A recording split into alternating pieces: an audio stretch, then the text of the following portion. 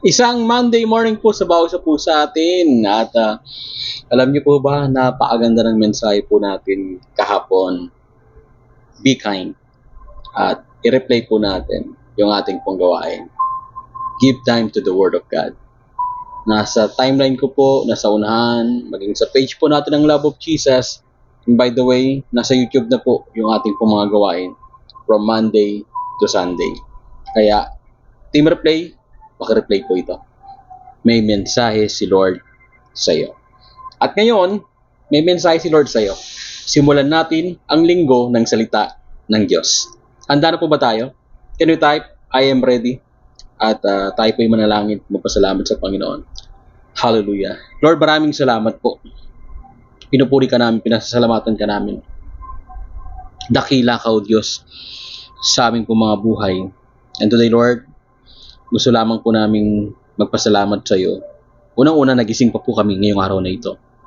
Pangalawa, Lord, ikaw po yung nagbibigay sa amin ng pag-asa, ng lakas, ng talino at gabay, protection, pagpapala, pagkakaroon, Panginoon, ng direksyon yung buhay po namin. And today, Lord, gusto po namin pasalamatan ka, bagamat hanggang ngayon ay parang hindi kami tinatantanan ng habagat, ng bagyo, pero Lord, hindi mo rin kami tinatantanan ng pag-ibig at pagmamahal mo sa bawat isa po sa amin. And we bow down to you, O God. We submit to you. We surrender all our issues to you, our sins, Lord God, even our struggles, Lord. Forgive us, Lord God, and help us, Lord, kung paano po patuloy po makarecover, ma-restore yung mga nawala po sa amin, Lord God. Ma-train po kami, ma-equip po kami. Lord, magkaroon kami ng courage, Lord, na magpatuloy po sa iyo, sa paglilingkod sa iyo, sa pagsamba sa iyo. At sa mga oras po na ito, nagpapasalamat kami sa iyong salita na aming mapapakinggan. Mangaral ka sa aming kalagitnaan, baguhin mo kami, Panginoon, Holy Spirit, mangusap ka sa pangalan ni Jesus, ang lahat po ay mag-comment na magsabi ng Amen. And Amen. Ngayon ang pag-uusapan po natin is about praising God pa rin po. Praising God. Sabihin nga po natin, praising God, praising God. At ang topic po natin ay pinamagatan po nating praising God through closed door. No, praising God through closed doors. In Acts chapter 16 verse 25 to 26, Gawa 16:25 hanggang 26. Nang maghahating gabi na, sina Pablo at Silas ay nananalangin at umaawit ng mga himno at nakikinig naman ng ibang mga bilanggo. Walang ano-ano'y lumindol ng malakas at nayanig pati ang mga pundasyon ng bilangguan. Biglang nabuksan ang mga pinto at nakalag ang mga tanikala ng lahat ng bilanggo. May tanong po ako sa inyo. Have you ever been in a situation where everything felt hopeless? Lagay nyo nga sa comment section. Sino po sa atin minsan pa, nung nakaraan o until now, nawalan ka ng pag-asa? Nawalan ka ng pag-asang mapagpala, gumaling sa iyong sakit at karamdaman, makawala sa depresyon, or maging maayos ang buhay ng pamilya po ninyo. Ano po, lumago ang negosyo, or yung mga anak mo ay makatapos ng pag-aaral, at marami pang iba. And parang lahat ng pinto ay sarado po sa atin. Lahat ng opportunity, lahat ng parang blessings, hindi mabuksan-buksan po sa atin. Matagal ka nang nagtatrabaho, hindi ka na po-promote. Matagal ka nang walang trabaho, hindi ka nang kakaroon ng trabaho. At matagal ka nang umaasa sa mga opportunity, pero wala pa rin talaga sa'yo. At talagang lahat ng options, ubos na, dead end na, at wala ka nang magagawa kundi umupo sa dilim at maging tulala na lang. At mapapaisip ka na lang, Lord, bakit nangyayari sa akin yung mga bagay na ito? Anybody here, can you type yes or say yes kung nagkaroon ka na ng dead end sa buhay mo, na parang wala ng saysay, wala ng paraan, parang imposible na mangyari yung mga ipinapanalangin po natin. Mag-take naman po kayo dyan. Ano po? And it's in moments like this na madaling mawala ng pag-asa. At madalas tayo po ay nag-give up. Sasabihin na lang natin, Lord, suko na ako. Sorry, ayoko na. Sawa na ako sa relasyon namin. Pagod na ako magmahal sa Kanya. Pastor, parang give up na ako sa paglilingkod sa Diyos. Ang dami kong struggle sa buhay. Hindi ako makapag-focus sa ministry. Or talagang sinasabi mo na lang, wala nang pag-asa. Mukhang mamatay na ako. Tinaningan na ng doktor yung buhay ko. Mukhang 3 months na lang ako or 1 buwan na lang ako. And marami pang iba na mga pinagdadaanan po natin. Alam niyo po, sina Paul and Silas ay nakaranas ng ganitong sitwasyon sa buhay po nila. They are faithful followers of Jesus. They are the apostle, the disciples na talagang mightily and effectively and powerfully ginagamit ng Panginoon. Pero sila po ay nakulong dahil sa pag-preach ng gospel, sa paggawa ng mabuti, sa pagiging mabait, sa pagiging matino. Anybody here? Lahat naman ginagawa mo para sa Panginoon, pero parang sinakluban ka ng langit at lupa. Mag-comment nga kayo dyan, Pastor, ako na naman yata yung topic, ano ba yan? From Monday to Sunday, parang ako yung pinariringgan ng salita ng Diyos. Talagang ikaw. Kasi kailangan mo yung salita ng Diyos araw-araw. No? And then, nakaranas po sila ng pagkakulong. Hindi lang yon, they were beaten, sinaktan po sila. Sila po ay nakatali, no? Chained and locked in their innermost cell. Nung baga sila po ay talagang nakulong. At nung sila ay nakulong, mayroon pang tanikala sa mga paa para sure ball na hindi sila makatakas. Wala nang pag-asa. Pero imbes na magreklamo sila sa Panginoon, nagmukmuk sila at umiyak na lamang, they chose to pray and praise the Lord. Lagay nga na sa comment section, sabihin natin, pray and praise. Pray and praise. Ito po sasabihin ko sa inyo. There's a power through prayer and there's a power through praise. Kung nabibigatan ka na sa pinagdadaanan mo ngayon at hirap na hirap ka na, dalawa lang na bagay ang gusto ng Panginoon na gawin mo ngayon. Manalangin ka, patuloy, at umawit sa Diyos. Awitin po natin yung mga pasasalamat natin sa Panginoon. Pastor, ang hirap kumawit sa Panginoon ng pasasalamat kung wala na kayong kakainin bigas at ulam. Kung palalayasin na kayo ng nagpapaupa sa inyo. Hello, kung hindi ka na makabayad ng bills, kung hindi na makakapasok sa trabaho yung asawa mo dahil wala nang budget talaga, or magsasarado na yung company, magbabawas ng mga employee. No? Pero sabi nga, imbes na magreklamo, mag-question sa Panginoon, sila po ay umawit at nanalangin sa Diyos. At habang sila ay nanalangin at tumawid sa Panginoon, no, habang give thanks with a grateful heart, nagkaroon po ng violent earthquake. No, shook the prison. All the doors were opened and everyone's chains were loosened. At nakita po natin sa pag-awit nila ng papurit pagsamba, may dagundong na nangyari sa kanila. Ito'y dagundong hindi para sila po ay mamatay, kundi sila po ay mapalaya ng Panginoon. Amen? Hello, may ginawa ang Diyos na pagyanig. Sa ating minsang pagkanta ng papurit pagsamba, hindi ulan ang darating, kundi lindol. Lindol na kung saan, lindol ng kalayaan. Ano yung kalayaan po na ito? Baka gusto ng Panginoon, makalaya ho tayo sa namang strongholds na kasalanan na meron po tayo. Amen? Stronghold ng addiction, pornography, maling relasyon, maling salita, sikretong kasalanan, sugal, at marami pang iba. Tatanggalin ng Diyos sa buhay mo, kapatid. Yung chismis, tatanggalin sa iyo ng Panginoon. Amen? And huwag ka na mag-give up. At iba po sa atin, meron pong pagyanig na kung saan palalayain ka ng Diyos sa problema na pinagdadaanan mo. Dahil natuto ka magtiwala sa Panginoon. Congratulations. Isang araw, kinabukasan o sa isang linggo, masasolve na yung problema mo dahil sa Panginoon, dahil sa tulong niya. In Jesus' name, I declare that in your in you and in your family, in Jesus' name.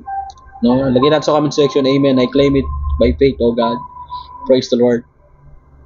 No? And then sabi nga, hindi lang sila nakalaya, pero nakilala rin ng jailer at ang kanyang pamilya ang Diyos because of this miracle.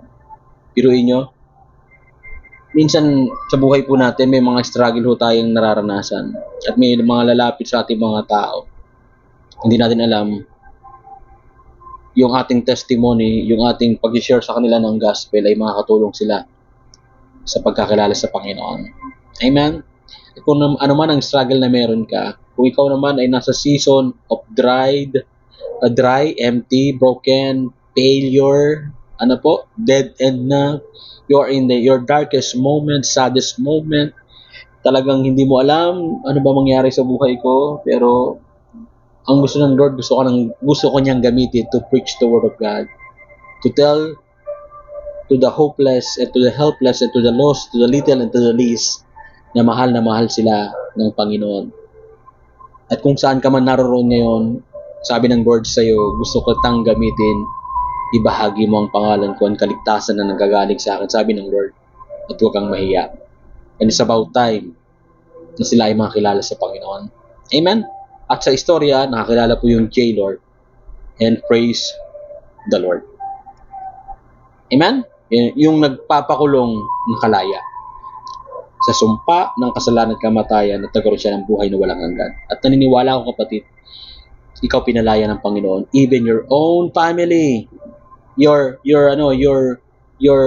angkan, your kamag-anak, even your community ay isa-save ng Diyos. O kung saan ka man nagtatrabaho, nag-aaral, o saan ka man namamalagi, tumatambay, gagamitin ka ng Panginoon. Amen? And then, sabi nga, when we chose, to praise in our darkest night, we invite God's light to shine into the prison of our circumstances. Amen? Ulitin ko po when we choose to praise in our darkest night, we invite God's light to shine into the prison of our circumstances. Amen? And then, sabi nga, praising God or praying to God is not only about singing and praying. It is a posture of our heart. It is choosing to trust God. Kahit sarado ng lahat ng doors at wala pang nakikitang pagbabago, for Paul and Silas, praising God was an act of defiance against fear and despair. And that kind of faith has power. It's the power to break chains, open doors, and bring others to encounter Jesus Christ. Magandang araw po sa inyong lahat. Nawa meron tayong natutunan sa araw po na ito. Pero pa tayo manalangin. Sabihin po natin, Dear God, teach me to choose praise over fear and despair. Patuloy po ako manalangin sa kabila ng aking mga problemang hinaharap ngayon. When life feels like a prison cell, remind me that you are with me and that you are greater than my darkest points. Help me to trust you as I wait to see the doors open and the chains fall off. Salamat po sa napakagandang salita mo na nagpalakas ng loob ko. May pag-asa sa iyo, Panginoon. Tulungan po ako. Sa pangalan ni Jesus, ang lahat po ay mag-comment, magsabi ng Amen. Nawa kayo po ay na-empower ng salita ng Diyos. At patuloy, kung meron tayo mga kaibigan, kakilala, kamag-anak, kapitbahay, o mga kaklase na talagang may pinagdadaan ng matindi, share niyo po ang video po na ito. Nawa kahit pa paano makarinig sila ng salita ng Diyos, ma-empower sila at magkaroon sila ng pag-asa kay Kristo. Be strong and courageous, kapatid. Hindi aksidente kung bakit upload mo ang video na ito. Gusto kang palakasin at palayain ng Panginoon at pagtagumpayin ng Diyos. In Jesus' name. Amen. This is our challenge for today. When you are facing a hopeless situation this week, pause and do these 3 suggestions. Number 1, thank God for at least one blessing in your life. Number 2, declare and cling to one promise from His Word. For example, I am with you to the very end of the age. Hindi kita iwan at pababayaan. And then, pangatlo, pray with faith, trusting that He is already at work, even in the midnight hour. To God be the glory. Lord, I pray sa lahat ng nakikinig, ang lahat ng hopeless, ang helpless, ang lahat po, Panginoong Diyos, ng weak, at meron pong fear and doubts, anxiety and depression, at tila baga kami po ay nakakulong sa sitwasyon na kung saan nasa wilderness, nasa unanswered prayer, na naghahanap kami ng miracle pero wala, naghahanap kami ng blessing pero wala, naghahanap kami ng healing pero wala, naghahanap kami ng restoration pero wala, ng breakthrough, ng overflow of blessings, Lord God, ng mga pagpapala pero wala. Pero sa pagkakataong ito, Panginoon, patuloy kaming asa dahil alam po namin sa dulo ng tunnel may liwanag, at may liwanag na kung saan ikaw po ang aming tanglaw, ikaw po ang aming pag-asa. In our hopeless and helpless night, Lord, ikaw po, Panginoong Diyos, ang aming pong only hope. Ang unang panalangin ko, bigyan mo ng pag-asa ang puso ng bawat isa. Increase our faith, O God, as we believe and trust in your name that nothing is impossible with you, O God. At dinadalangin ko po, anumang fears, anumang takot, anumang pangamba, wasakin mo sa puso po namin sa pangalan ni Jesus. Lord, I pray, unang-una, Panginoon, gusto kong ipanalangin si Sister Tess Puente Blanca. Meron po siyang dengue. By faith, and I declare, magaling na siya sa pangalan ni Jesus. I pray, Lord, ikaw po magpo-provide ng lahat ng needs po niya at patuloy siya magpatotoo ng kagalingan po ito galing sa iyo. Dalangin ko po, Panginoong Diyos, maging kay Jaynard for healing for him. Sa lahat ng may sakit na nakikinig po ngayon, pinapagaling ka na ni Jesus. Kahit cancer sakit mo, malalang sakit, pinapagaling ka na ng Panginoon. Ang aking panalangin, patuloy na ikaw po ang siyang magpagaling sa bawat isa. Makalakad po ang hindi makalakad. Luminaw ang mata, mawala ang fatty liver, Lord. Lord, yung thyroid na problema ng aking asawa, pagagalingin mo.